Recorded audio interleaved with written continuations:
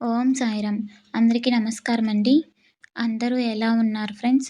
అందరూ ఆ షిరిడి సాయినాథుని ఆశీస్సులతో అందరూ బావుండాలి, అందరూ ఆరోగ్యంగా ఉండాలి అని మనస్ఫూర్తిగా కోరుకుంటూ, ఈరోజు వీడియోలోకి వెళ్ళిపోదాం ఫ్రెండ్స్.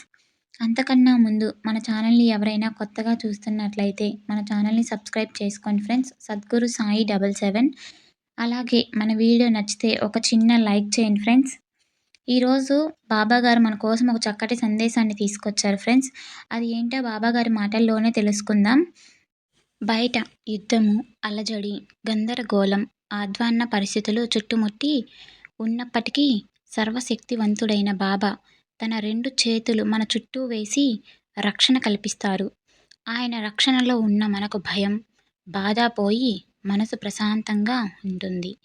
జీవితంలో కల్లోలాలు ఎదురవటం సహజం. వాటిని ఆపే శక్తి మన చేతుల్లో లేదు. అయితే వాటి ప్రభావానికి లోను కాకుండా ఉండటానికి మనకెంతో గుండె ధైర్యం కావాలి. భగవంతుని కరుణ మనకు ఆ శక్తిని ప్రసాదిస్తుంది. అప్పుడు బాహ్య వాతావరణ ప్రభావం మన మీద ఉండదు. బయటి విషయాలు భౌతికమైనవి.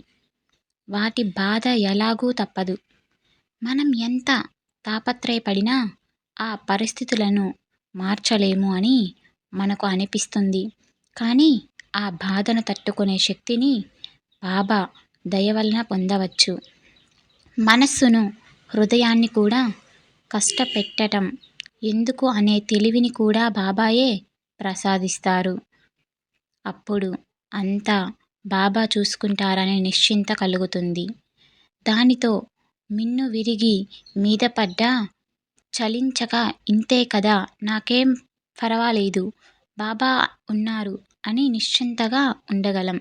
బాబా చేతుల మధ్య ఉన్న వారెవరైనా తాత వడిలో నిశ్చింతగా చదువుకుంటున్న మనవరాలిలా ఎటువంటి ఇబ్బంది లేక హాయిగా ఉండవచ్చు.